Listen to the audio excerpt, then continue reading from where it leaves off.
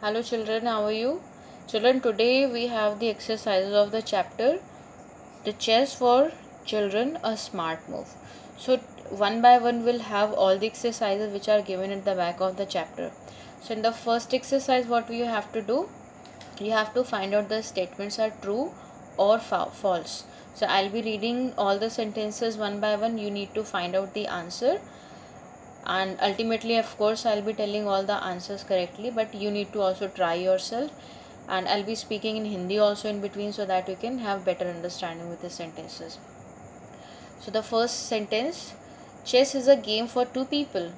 जो chess game है, क्या इसमें दो लोग खेलते हैं?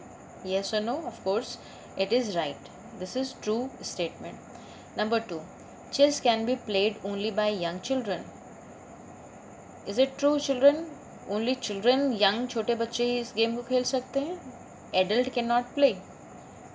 No, this is false. Anand's mother's name was lightning kid. Yes, this is right. Vishwanath Anand does not want other children to take up chess. Of course this is wrong. क्या जो विश्वनाथ आनंद थे वो नहीं चाहते थे कि दूसरे बच्चे चेस में खेलें या चेस में पार्ट लें? This is wrong. This will be false. Pentyala Hari Krishna is from Tamil Nadu. No, he is from Andhra Pradesh. Hampi से हैं ये. Everyone who plays chess thinks slowly. No, whosoever plays chess, he or she thinks very fast. बहुत ही तेज़ उनकी जो thinking process होती है, it becomes so faster. Now in this exercise what you have to do, you have to find out the age. यहाँ पर you have to write the names of the chess players with the details of these. जो detail यहाँ पे दी है इनकी help से आपको यहाँ पर जो ब्लैंक्स है इनमें नाम पता करने हैं कि अगर पोलैंड के जो थे यहाँ पर पोलैंड का कौन था, यूक्रेन का कौन था. Everything is written in the chapter.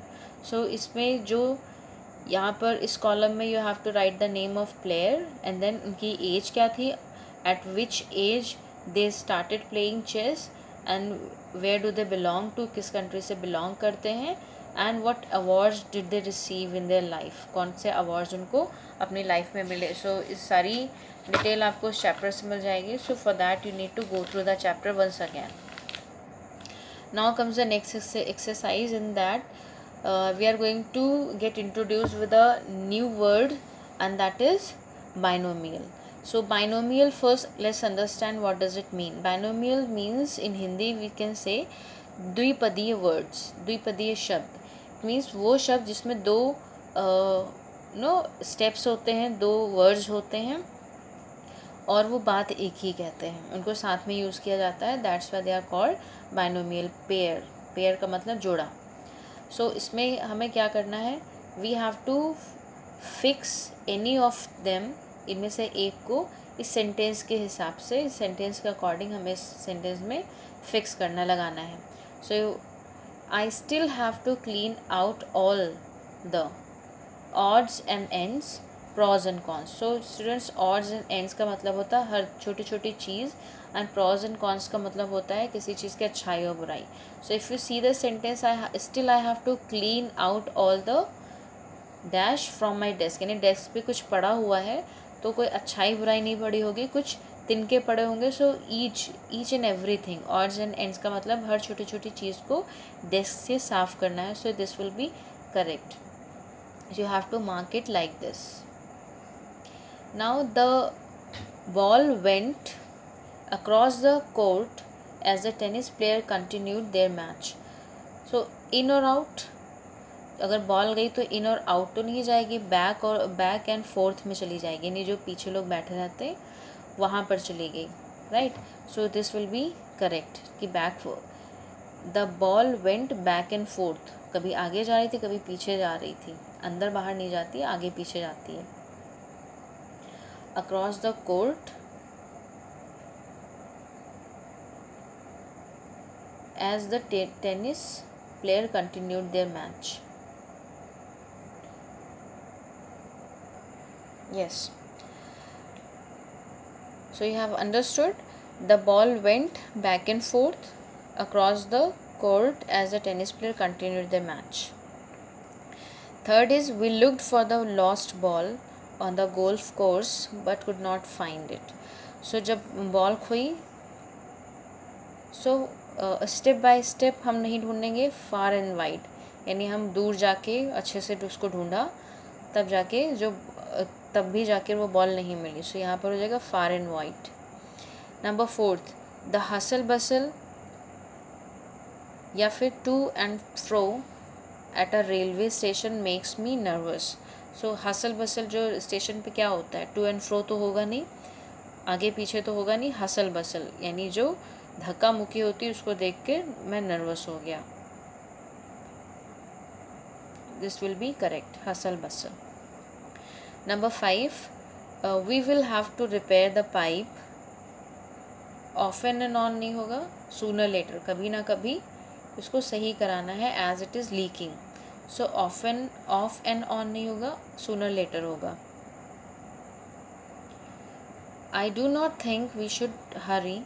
Let's do this experiment step by step.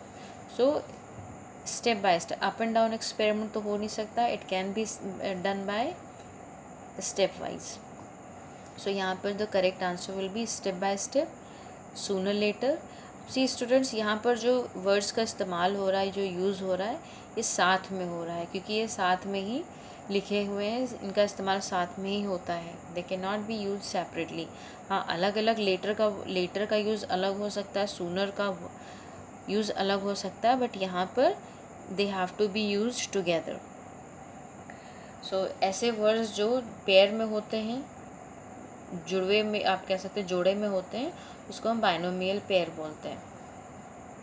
Now see the next exercise. In that what we have to do, we have to find out the meaning of these idioms. Idioms क्या होती हैं? First thing that these are the idioms based on sports. जो game पर based idioms हैं, जिसको हम लोकोक्ति या मुहावरे बोलते हैं. सो हमें इन मुहावरों का जो करेक्ट मीनिंग है इसमें से मैच करना है. ठीक है. So the first is long shot. Long shot का मतलब क्या होगा?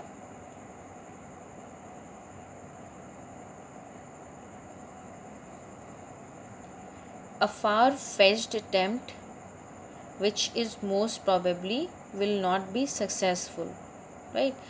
So this will be the correct one. 1 का D हो जाएगा. Then next is jump the gun. Jump the gun means, yes, so we were talking about this. So long shot you have understood. Long shot will be this one, as I told you, a far-fetched attempt which is most probability.